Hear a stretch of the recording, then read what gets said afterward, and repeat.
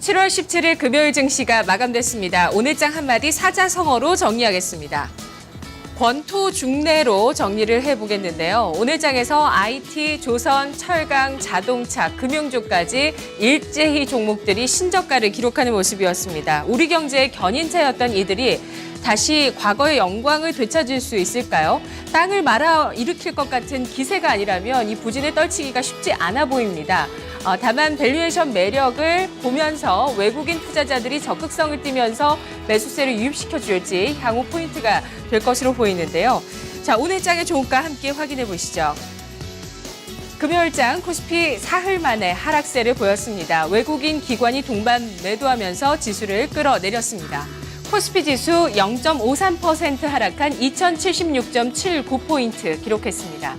시가가 오늘장 고가였습니다. 2110포인트에서 출발했던 코스피 지수가 향후 하락으로 돌아서면서 낙폭을 계속 나타내는 모습이었는데요. 11포인트의 하락세를 기록했습니다.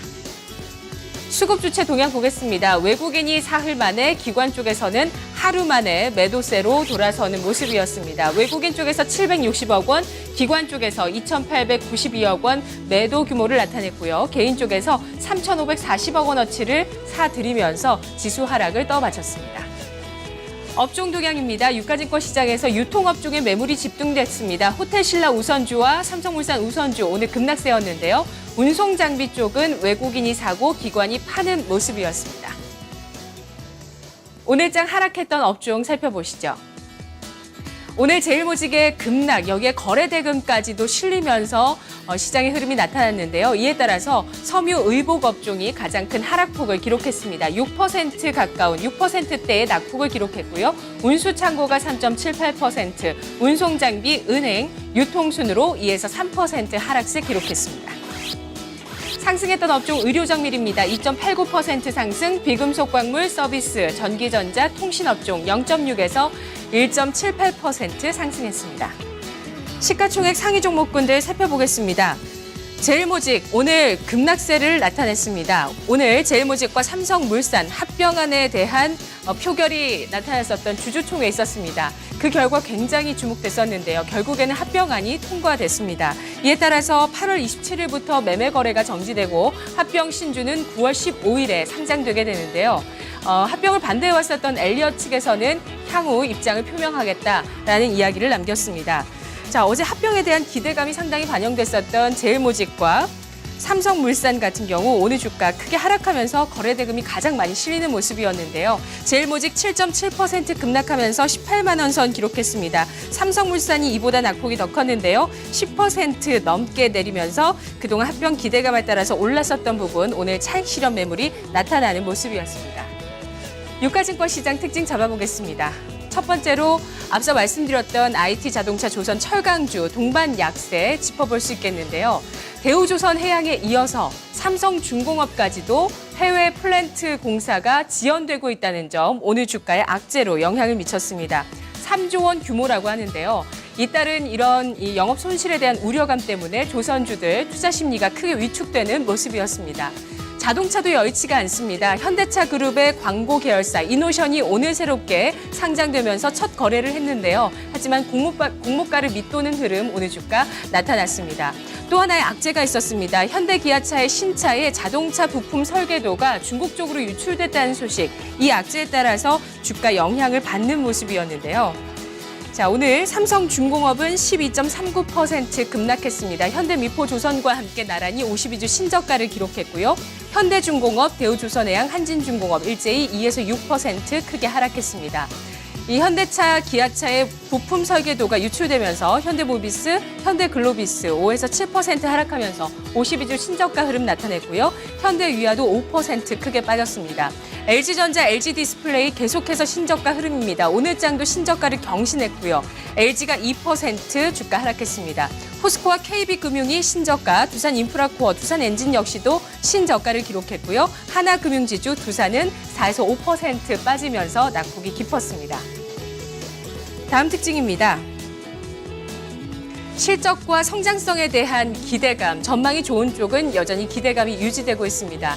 면세점에 대한 그 매기가 계속 끊이지 않고 있는 모습이고요. 건자재, 분양시장 호황에 따라서 실적과 업황, 성장성 모두 기대를 받는 쪽입니다. 최근에 랠리가 굉장했었는데요. 오늘은 일부 종목 쪽으로 차익 실현 매물도 나타났습니다. 대한민국이 음식에 대한 관심이 높습니다. 특히 요리를 하고 싶다는 욕구가 상당한 것 같은데요. 요리에 대한 프로그램이 인기를 끌면서 또 1인 가구가 늘어나면서 이 간편식과 식자재, 또 음식료에 대한 관심 계속되고 있습니다. 자, 오늘 주가 보시면 한화갤러리와 타임월드가 오늘 매매거래 정지 하루 만에 매매거래 정지 이후 거래가 재개된 오늘 급등 양상을 기록했습니다. 가격 제한폭까지 도전하기도 했었는데요. 17% 급등하면서 마무리됐습니다. 이 면세점이라는 유통 채널을 새롭게 확보했었던 토니모리도 오늘장 2% 넘게 올랐고요. 호텔신라, 하나투어, 로만소는 하락세를 보였습니다. 벽산과 금강공업, 쌍용양회, 한샘, 일제히 52주 신고가를 기록했고 한국철광, 현대리바트, 대림비행코는 신고가에서 다소 주춤했습니다. 오늘 또 새로운 종목이 발굴됐습니다. DBK라는 종목인데요. 니치마켓을 공략한 건자재주로 오늘장에 주목을 받았습니다. 이들이 생산하는 아이템은 기능성 의자, 또 안마의자, 가누다라는 베개 이런 아이템들인데요. 웰빙 트렌드에 맞는 종목 11.7% 급등했습니다. 건자재 쪽 섹터 또 면세점 섹터에 기대감을 받고 있는 유진기업 오늘장 4% 넘게 상승했고요. 건자재주 가운데 보르네오가 6% 하락하면서 차익 실현 매물 크게 받았습니다.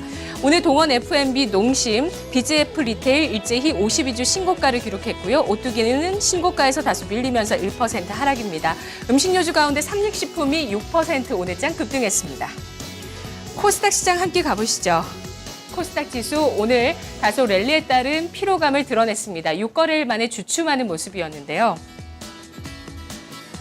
코스닥 지수 오늘 종가입니다. 그래도 770선 유지하면서 마감됐네요. 0.15% 하락한 773.23포인트 기록했습니다. 코스닥 지수도 개장가가 시가입니다. 780포인트 시가에서 출발해서 상승 탄력이 떨어지는 모습이었는데요.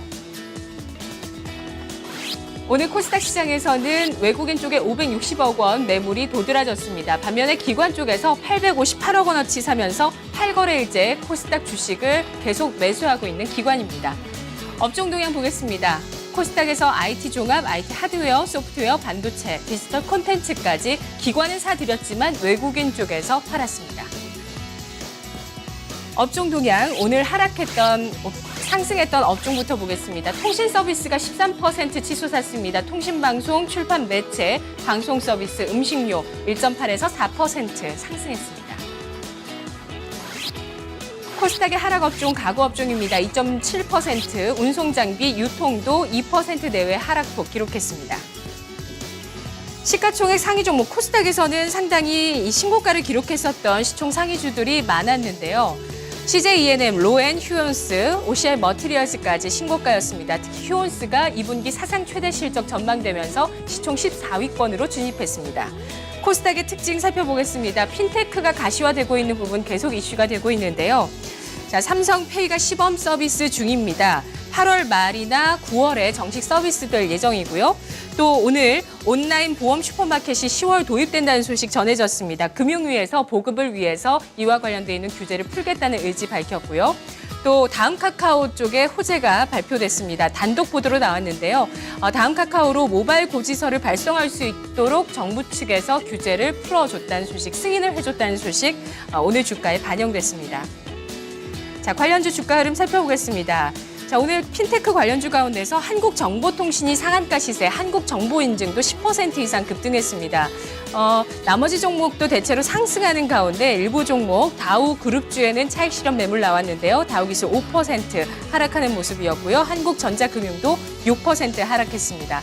매기가 이쪽으로 다소 이동했습니다. 유엔젤이 7%, 네이버와 NHN 엔터테인먼트 4에서 5% 상승했습니다. 다음 특징입니다. 제약바이오주가 약세를 보이고 있는데요. 자, 지트리비엔티라는 종목, 안구건조 중에 효과가 큰 것으로 알려져 있어서 글로벌 블록버스터가 될 수 있는 가능성도 있다라고 알려진 이 신약이 임상 3상에 들어갔는데요. 하지만 그동안 상승에 따른 차익 실현 매물 이 종목에 강하게 나타나는 모습이었습니다. 더불어서 코오롱생명과학이 이 티슈진 C가 국내 판매 불투명해졌다는 소식이 있었죠. 9월 국회에서 이런 부분들을 좀 풀어주기 위한 논의가 있을 것이라고 합니다. 하지만 주가는 약세였는데요. 지트리 BNT 오늘장 9% 급락했습니다. 최근 주가는 계속 랠리를 보여왔었죠. 코롱생명과학 5% 하락 마감하는 모습이었습니다. 그리고 HLB가 시가총액 10위권까지 올라가기도 했었던 종목이었는데요. 오늘장 급락하면서 시가총액 22위로 밀려났습니다. 선물지수 종가 확인하겠습니다. 선물지수 249.9포인트 0.64% 하락이었습니다. 선물시장 외국인의 매도세 거셌는데요. 2,600계약대 순매도 개인과 기관 쪽에서는 순매수세 유입시켰습니다. 3시 마감 시황 권미란이었습니다.